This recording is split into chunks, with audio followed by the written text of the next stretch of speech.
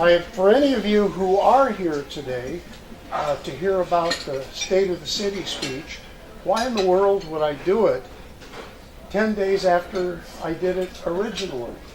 And so while I want to use some of the material that I did use in that speech because it makes a couple of points, really pointed back towards how I think the business community should be thinking long term.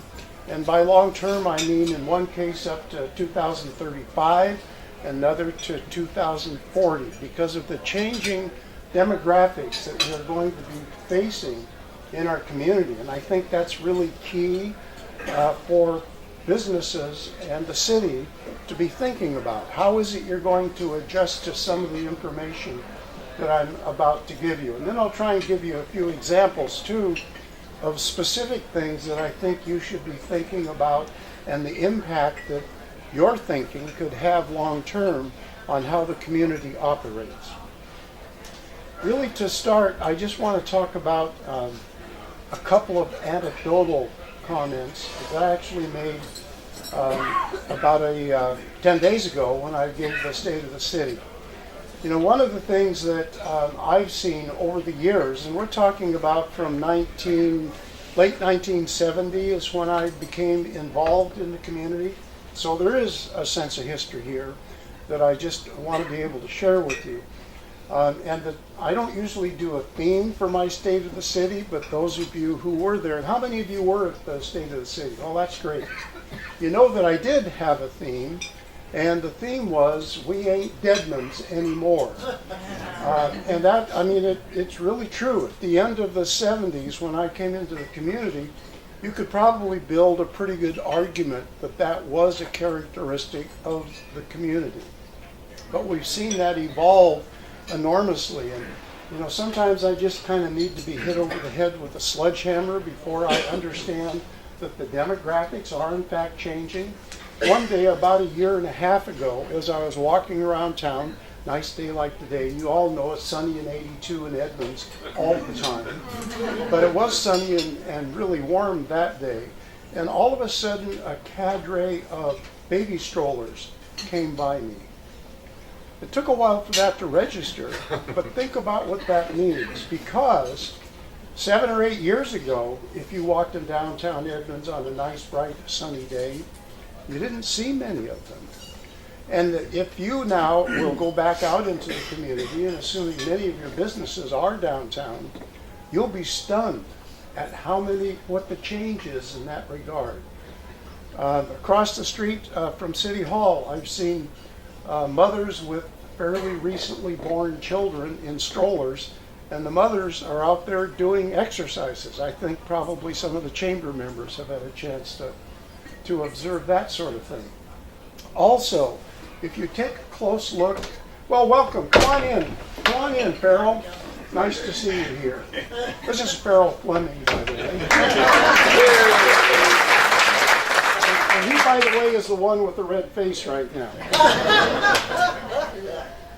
The other thing I just wanted to mention, though, a couple of other things actually. The number of younger children that you see downtown now with their parents, you need to think about that, because that with the stroller idea is really, I think, a preview of what's coming. Younger families coming into town, and reason for them to come downtown, because it's a safe place to be, it's an easy place to walk, to get exercise, and now it's become more of a fun place for many of the younger people in the community. The other change I'd really like to call your attention to is, how many of you have been in business or lived in town for 5 or 6 years? Well, quite a few. If you lived in town 5 or 6 years ago and you wanted to come down after 6 o'clock, you could park any place you wanted to. We had some good restaurants. There was reason to come downtown. But contrast that to what we're looking at today. If you come downtown Edmonds now after 6 o'clock, I'm pleased to say you've got to look a little bit for a parking place. And that's because we have shifted in the community. we've now shifted to a community where people actually enjoy and look forward to coming to. We have classy restaurants. We have great diversity of food. If you want to come down and have dinner with gray hair, come on down here or go up to Arnie's. You'll have lots of people around you that have gray hair. And that's not a put down, it's just the truth. If you at the same time then, this is Ron Clybourne, he's also there.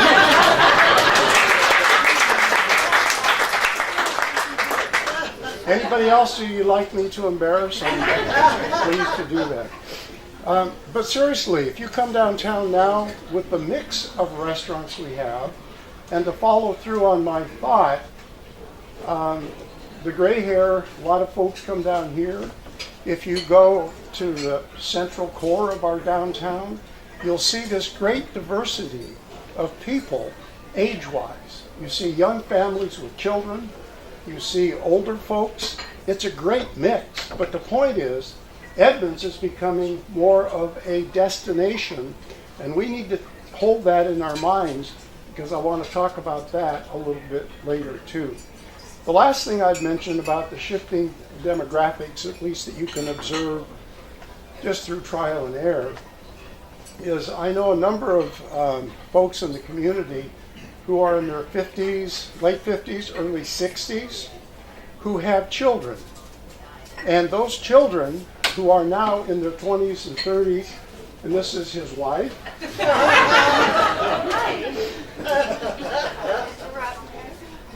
This will stop at some point, I'm sure.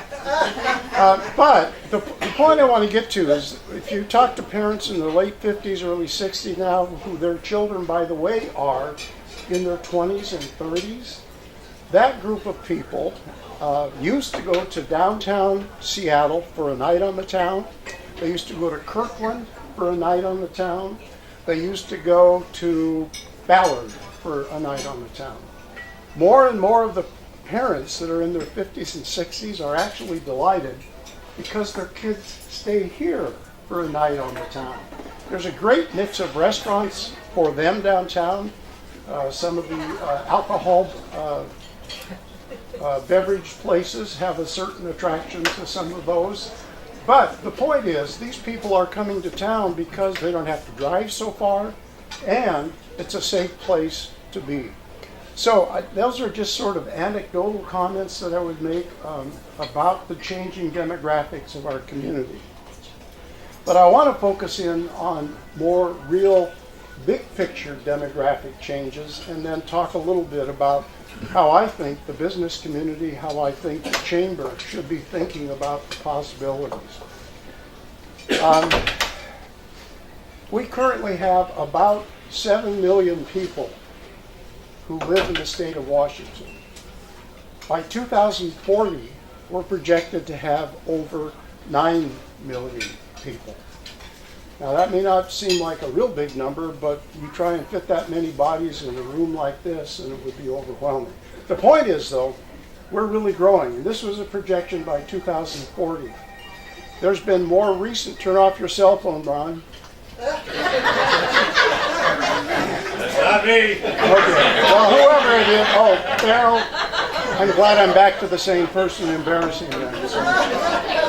But by 2035, which is closer, still a ways out, but we need to be thinking about it because we need to plan towards this. By 2035, this 3.8 million people who now live in our region, and the region is Kitsap County, Pierce, King, and Snohomish. In that 4-county area, we have about 3.8 million people right now. By 2035, we're projected to have over 5 million. Now again, not huge numbers unless you're trying to fit them someplace. And I think that all of us need to be thinking longer term about how we deal with that. Snohomish County currently has about 750,000 people. By 2035, we're projected to have over 900,000. Big shifts, big numbers. Now, the sweet little town of Edmonds, who by the way is the 3rd largest city in Snohomish County, We have 40,500-ish right now within our city limits. So it's not just this sweet, innocent downtown. We have lots of folks that live here. The same Puget Sound Regional Council numbers that I've already mentioned with growth in the county and the region forecast that by 2035, the city of Edmonds will have an additional 5,500 people. This is in a community that's pretty well built out, as you observe. We don't have a lot of open, vacant land. But we're projected to have 5,500 additional people. In addition to that, we're forecast to increase by 1,000 jobs. Where are you going to put those jobs? How are you going to fit them into the community? What role will they play? The last number I'll throw at you, and the one that I don't really have my head wrapped around just yet, is that we're forecast to need 2,500 more housing units in the city of Edmonds. Where in the hell are we going to put them? Because, as I've said, we're pretty well built out. Certainly, some of that population will be here in Edmonds in one form or another: apartments, condos, single family. Certain house gets knocked down, 2 houses go up in its place. Some of that will happen in the downtown core. But one of my goals, and sort of tricky in this whole thing, is one of the selling points we have for our community is if people want to come to a small town atmosphere for an afternoon or for an evening, this is really a place that they can come and get out of the chaos of Seattle or Bellevue or the larger cities. So that really is a central theme you need to keep in your mind. How do we keep the downtown relatively the same? It's important to me, and I know it's important to the rest of the council members. So where do we put all of these jobs, people, housing? We made a good start this last year at Westgate. Westgate they have some rezoning that's taken place there. There will be a large project started here in the next, I think, year, which will include retail and also housing above the retail. That's the way we're going to have a chance to get to some of those increases, whether it's Westgate, whether it's Highway 99, whether it's Five Corners, whether it's Perrinville, whether it's Furdale Village. We're going to have to figure out how we can bring some of these people jobs and place them in the community. It's not something that you can just sort of gloss over. This will happen, even if the numbers are off 10 or 20%. It's still change, and that sort of change we need to start thinking about ahead of time. It's not a statement about growth and we need to grow and develop. It's about reality, how we anticipate these kinds of changes that are coming. I do want to focus a bit on areas that I would suggest the Chamber should be thinking about. I mentioned to you already, and let's see, who's going to volunteer to hand these out? Okay, let's get them around. You may have to share just a bit. She's trying to make up for coming in late. I've got a few more here. Can you get them around? I can just do that. Give you a second to do that.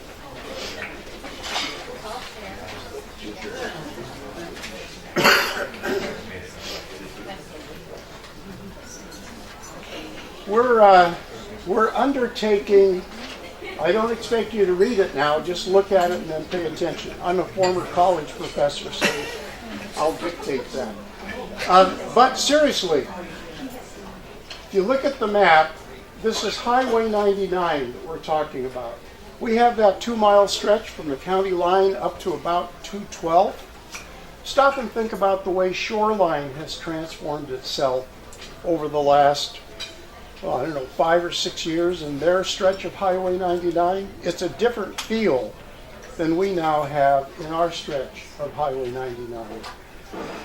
We have great businesses up there. We have very high class, very high quality automobile dealerships. The International District is very successful, and at the far north end we now have Swedish Hospital.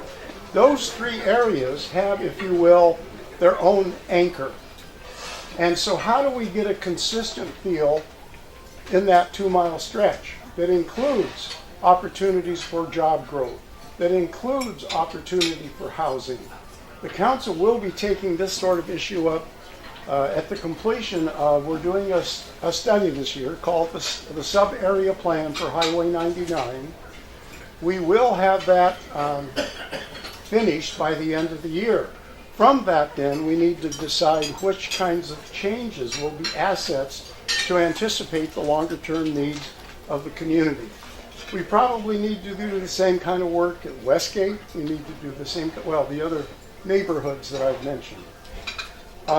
So that's something, though, that I think the chamber should be thinking about, is how can you anticipate some of these changes in our various neighborhoods so that you can respond to the changes that you see unfolding over the next, give it 5 or 10 years anyway. A couple of other things you need to be thinking about. Civic Field. As you know, if you don't know, the city of Edmonds just purchased all of Civic Field. We now own 8 acres of open space. Stop and think about the chamber. What do you guys use that site for?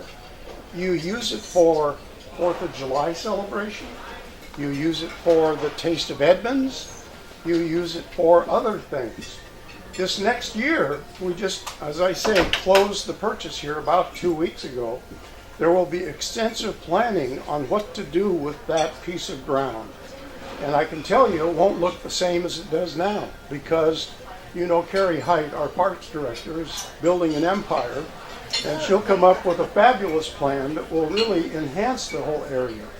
But you, the chamber, needs to follow that whole process and have your influence to help it work for the needs that the chamber will have over time. So I just get that on your radar screen. It's important, I think, or should be to you. One of the things I'm really interested in, and well, several things I keep thinking about. One of them is always the economy and keeping a balanced budget and trivial stuff like that. But one of the things you need to think about is I'm really focused on Main Street as an example. I've got other things in mind too, but from 6th Avenue down to the waterfront. Think about how that's changed over time. Think about how that there are more people now coming to downtown. That's the first thing. And then there, if you noticed, 6th and, Main Street and 5th Avenue are becoming more and more a destination, a number of destinations. One of the things that you need to think about is a new apartment building that is being built and about, frankly, to open just in back of the post office. How many units is that going to be? 43 new units. Eventually he'll add, as I understand it, 22 additional units as you move towards Main Street. There will be additional square footage at the commercial level. Post office is going to move around the corner, but there will still be commercial space there. Whether, I don't know if the intention is retail or just business, what it is, but it's still commercial space. But here's the thing to think about. If you have 43 or 66 new units, how many people are going to be in those? And that's going to offer another opportunity for more people to move up and down Main Street to visit the businesses, to visit the restaurants. You need to kind of think ahead about this. Do you know what's happened across the street? Marville Marble is sold. It is sold, and it will become, as I understand the intent, and I know that there's really no visible plans yet, but I understand that the woman who just purchased that property is interested in creating artist lofts. Also would include, as I understand, I could be wrong, but I understand some housing units. Also would include a restaurant. This begins then to sort of fill in the blanks between, you pick the spot, Dimitri's and 6th and Main. And that's going to create a corridor where people want to be in good weather and will move around in good weather. So you need to think about things like that, and that's why I have a lot of headaches. I spend time thinking about things like that. Another thing I wanted to mention to you is, if any of you follow it, we used to have an Economic Development Council here. The Economic Development Council, by council decision, was sunsetted at the end of last year. So that means it doesn't exist anymore. So when I think about that, it's not a decision that I'm necessarily in agreement with, so I went to the council and proposed a little different look of an Economic Development Council. And it's now approved, and we're going to move ahead with it. Instead of the 17 members it had before, we're going to have 9 voting members. And I'll appoint 2, and each council member will appoint 1, so that gets us to 9. In addition to that, and here's the reason the chamber needs to pay attention to it, is that there are going to be 3 non-voting members on that board, in addition to the 9 I've already mentioned. 1 will be the port, 1 will be the planning board, and the other, this was something I wanted to see done, Edmonds Chamber of Commerce will have a seat at the table. So you folks then can enjoy and participate in all of the discussions. You won't be able to vote. I mean, you're just a visitor, if you will. But you can be at the table and advocate for what you want to see. So you need to, again, think about these kinds of things and how would it impact your business, or how could it impact your business. First thing should be you folks need to figure out who your representative will be at the table, because my intent is to get this up and running in the next 2 to 3 weeks. The other thing I wanted to mention is we've got a lot of positive change going on right now on a number of fronts. One of them is just up the street here, Salish Crossing. Stop and think about what used to be Safeway, what it used to be the Antique Mall. You drove by today, did you see the new columns that's now unveiled at Salish Crossing? It's magnificent. It's the old portico for the old Edmonds High School. It's going to be a great asset to the community. The businesses that are there are going to be very high quality. You need to think about how that shifts some of the dynamics where people go and what they do. Because there will be, obviously, I guess it's still in the works, the Top Pot Donuts. We have the Fish and Chips place. We've got the Cascadia Art Museum, which, by the way, is important to the Northwest and to the West Coast. It's an extremely important art addition to that whole area. They also have a convenient distillery there. I'm sure many of you have already been there for that. And they have one of the businesses, and I don't know, what's it called? Birgit's? The one that has all of the different choices of beer. I know it's popular. I see some of you when I drive by. But that's an incredibly important addition to the community, which will help shift some of the flow that you see going on now. It will shift some of the flow down towards the port area. So those kinds of changes you kind of need to think through. In closing, there's a couple of things I want to bring to your attention that I think are important to the business community. The first is our city is going through a sign code review. And if you drive around downtown or on Highway 99, remember this would be a citywide look at signage. There will be some changes made. And so I would say, as you hear more and more about proposed changes, the chamber businesses should want to have input as to what that eventually looks like. Frankly, it's if you drive the one that still, I'm sorry, true confession, that really bothers me is someone that has an A-frame sign on a corner directing you a block and a half up the street to their business. I don't get that. You have to decide when you locate your business where it's going to be and be happy with it. There's other signage in the downtown area that I frankly am very supportive of. But I just want to call it to your attention, something that you need to think about and be involved in. The last thing I'll mention to you before I take a couple of questions is that we had a guy here a couple of years ago. His name was Roger Brooks. How many of you were at a presentation that Roger Brooks gave? A few of your hands. He's done a lot of work with small communities and larger than Edmonds, but smaller than Edmonds too. And he's really developed an international, but mostly national reputation for some of the suggestions he brings to a community.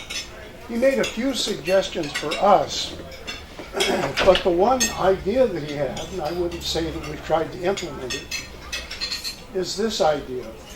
He contends, and I have no reason to doubt him, that 70% of retail sales are done after 6 o'clock. After 6 o'clock. After 6 o'clock. Got it? And when do we tend to close our retail businesses? 6 o'clock. So if his numbers are even roughly right, 30% of the business shows up between 10 and 6. If you're a business owner, aren't you at least sort of interested in after 6 o'clock? So I think one of the things the Chamber, and I'll suggest this to the Business Improvement District, to the downtown business groups, that you need to think about that. If you can pick up, 20% of that if you just stayed open until 8 o'clock? Why wouldn't you do that? Yeah, I know many of the shop owners are sole operators, and so there would have to be some creative thinking. You start at 11 instead of 10, close at 8 instead of 6, get 20 or 30% more business. I mean, I used to own a real estate company, and it's not a retail outlet, but boy, I tell you, we stayed open oftentimes until 8 or 9 o'clock in decent weather. So that's something I think we should have a conversation in the business community about. How can we think about that. What we talked about earlier, come downtown after 6 o'clock now, the built-in crowd is already there with the restaurants, with the gelato, with the Edmonds Theater, with the Edmonds Center for the Arts, with the yoga stand. There's a different mix of people, and it's a vital and really interesting downtown to be in at 6 o'clock and after. So you need to kind of dial that idea in and see where it goes. I'm certainly not making a specific proposal. I'm just aware of stuff and think about stuff. And it seems to me like there's a missing market there that people need to think about and potentially take advantage of. So that's not my State of the City speech. Any of you would like to stick around afterwards, it only takes about 35 minutes, and I'm glad to go through it. Knowing that that's probably not terribly interesting, I know Teresa will have it up before too long. It should be on our website before too long. You should be able to watch it at home if you like on your computer, on our city website or on My Edmonds News. So, if anyone would like to ask a couple of questions, as long as they're nice, seriously, any questions I can take for you. Yes, ma'am. Go ahead, chew and swallow. That's okay. Since the city has bought the playground or field, will the Boys and Girls Club still remain there? We have it set up now so that they can remain there. Kind of an interesting story with my real estate background.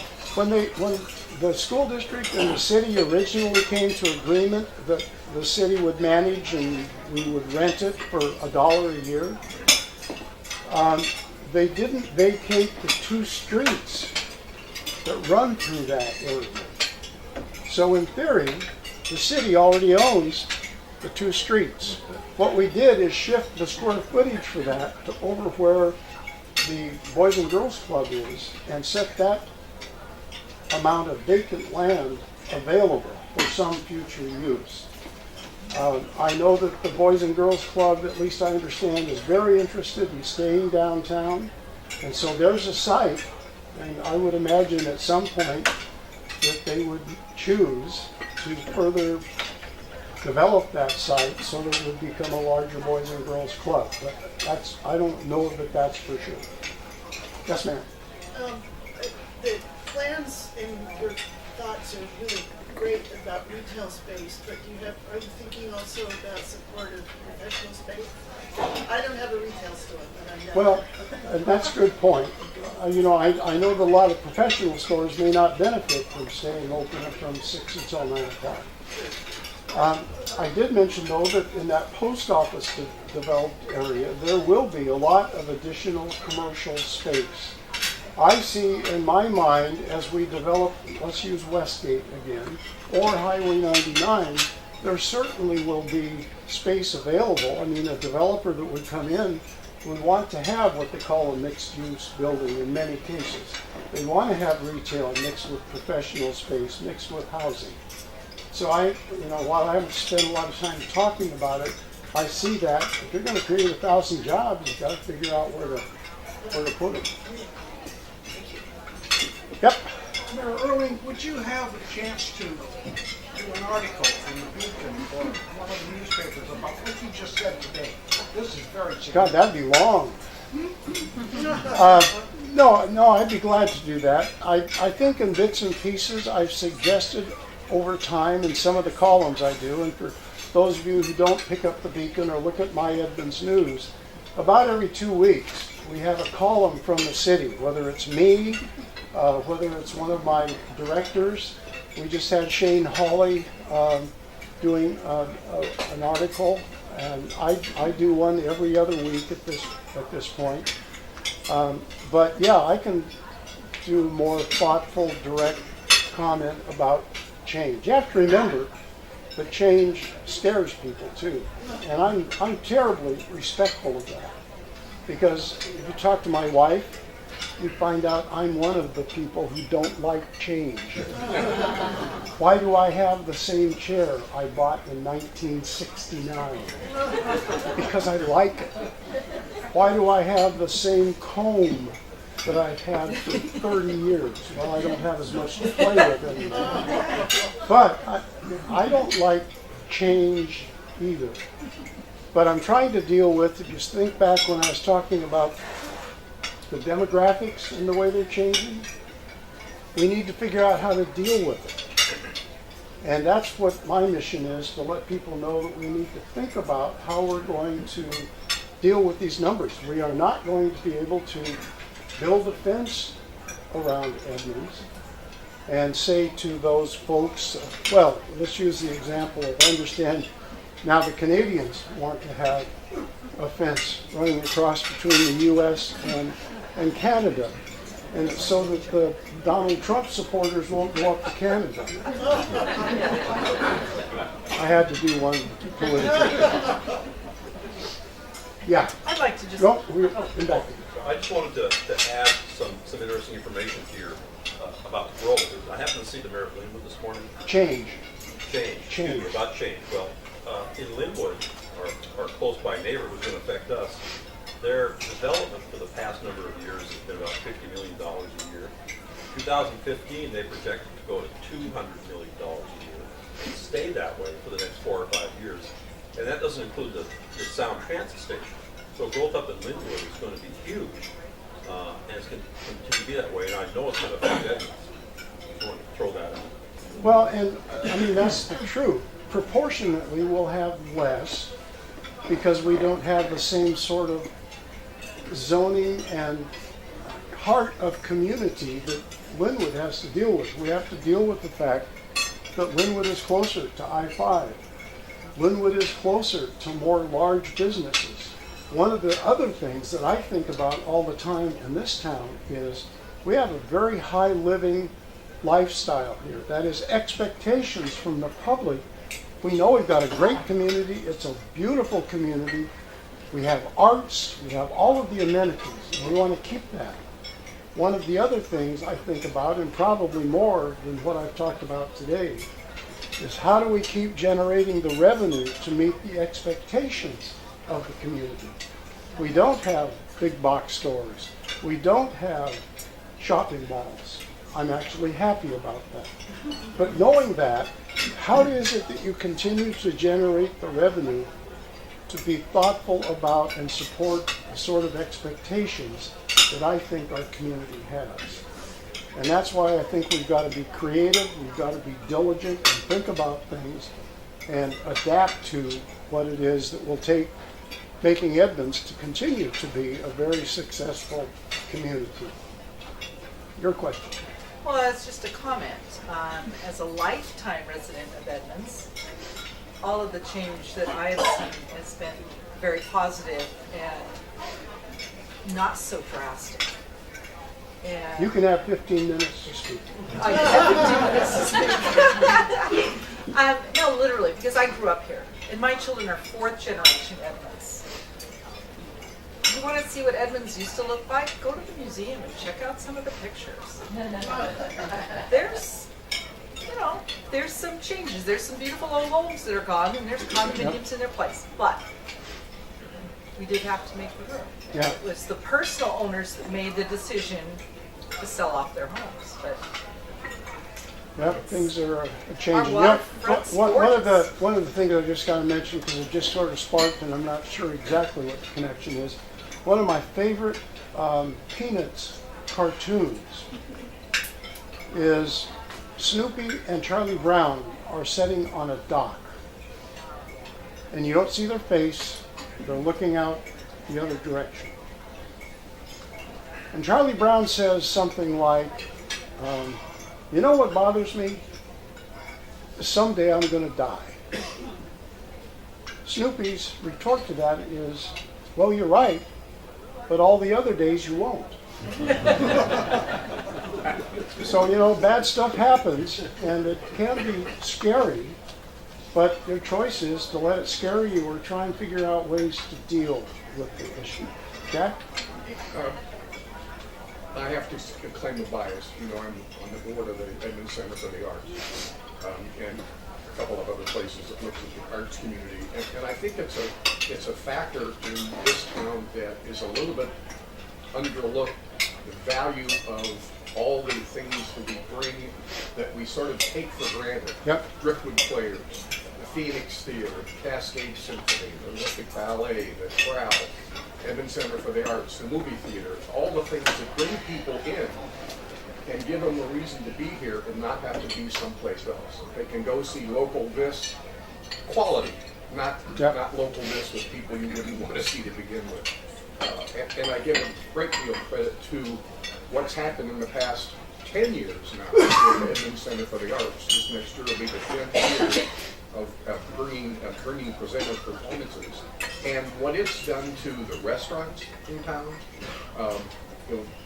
look, if you want to look at parking issues in restaurant business, look for a date that there's an Edmonds Center for the Arts production or a Driftwood play or whatever it might be. It'll be busy downtown. Those same people who come from outside, when they have dinner, now have a chance to walk a little bit, see the stores, see the rest of the community, and it's been, I think, extremely valuable. I think our arts and performing arts community is a huge asset to this town, and not underrated, just kind of expected. And I think we need to open our arms and grab them all and wish them well. They are truly a gift to the business community. And I don't mean just the Edmonds Center for the Arts, but all of the other peripheral groups that you just mentioned. Stop and think about the Edmonds Arts Festival. It's a 3-day event, but think of the mammoth crowds that come for that. And if they don't come downtown and buy a bunch of stuff, it gives them reason. I think I mentioned earlier that we are becoming more and more a daytime and evening, single-day visitation. People look forward to coming to a small town setting after they've dealt with downtown Seattle for the last week, or downtown Bellevue for the last week. It's a different feel, and I know that I said earlier, this is an issue that we need to hang on to, that sort of, if you will, small town atmosphere that the downtown core has. Because if it is in fact part of the daytime experience from somebody coming from Ballard or Kirkland or wherever it is, we need to keep that alive and well, because that's part of what is making the arts community healthy. It's part of what's making the restaurants healthy, and part of the reason that I can report to you that last year, over 2014, we had an additional $900,000 in retail sales tax that the city collected. That's a staggering increase. We had a good year in 2014, but really another $900,000+ in retail sales tax this last year. Much of it from the dreaded car dealerships, which, by the way, I should be out recruiting more of. And then also, well, Dick, you're here late too. Hello, Mayor Earling. How are you I today? think Dick looks like he was expected, so I'm glad to see it. So anyway, it all has this sort of internal organic excitement that's going on now, and it's from a variety of places, and Jack just highlighted the arts community as being a valuable player in that. Yep. What is the vision in terms of it being multifaceted respects the solution to the railroad, For what? the railroad path? Oh, the crossings? Well, as many of you know, we do have a few trains that come through town. Right now, the count is roughly 40. When I first became mayor 4 years ago, the talking point was 30 to 35. So they are increasing. We project by 2030 that they could be as many as 100 trains a day coming through. And what does that mean? That means that for 4 hours in a 24-hour period, we would shut down Maine and Dayton. You can't get back and forth. So what I've done is appointed a task force, which is made up of participants from Burlington Northern, from the city, from the Department of Transportation, Sound Transit, Community Transit. 3 of our local citizens are involved that have engineering backgrounds, so that there really is this group of people meeting to look at, with a consultant, the number of options that we might have to solve that problem. Whatever the answer is will be expensive, and we'll have to figure out how to deal with that. But there is this look underway now, and hopefully by, as I understand it, this fall, we'll have some recommendations brought forward by that group of people. Are there any recommendations for some of the options? I assume I make a point of not going to their meetings, and I can honestly tell you I don't have a clue. And I want to keep it that way, because this group, made up of people who really know what they're doing, need to have input and bring recommendations forward. Thank you. Yep. So, I'm a new business owner in the community. I'm thrilled to be here and really feel the energy that is positive. I feel the arts community is a big match for my organization. And I'm probably going to put my foot in it again because I just asked the mayor who he was. So, being new to your community, I have not found all my resources yet, but the Edmonds Chamber has been great. So when you were mentioning earlier about your staying open later or your ideas to keep the retail going in the community, I don't know if this exists, but I know that in other communities where I've been that are small arts communities, there is a community board that is really visible downtown.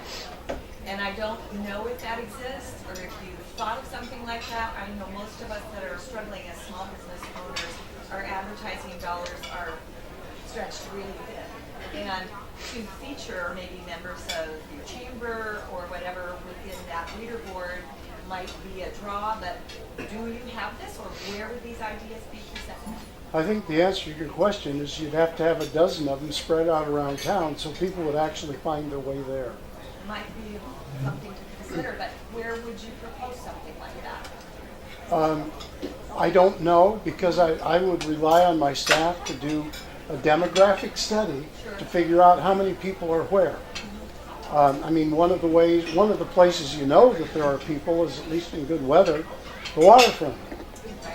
So where would it go within that? Or does there need to be 2? Or Right. what the I mean, answer it is a big question. It's just something thing that comes to mind with this size community. I specifically put Edmonds here because I know the quality of it. And I know this would have to be a quality situation. One of the things you might want to do, and this is just suggestion, meet with the board of the Business Improvement District or with the board of the chamber, talk about it and see what might jump out from that. Other questions? Can I have my salmon now?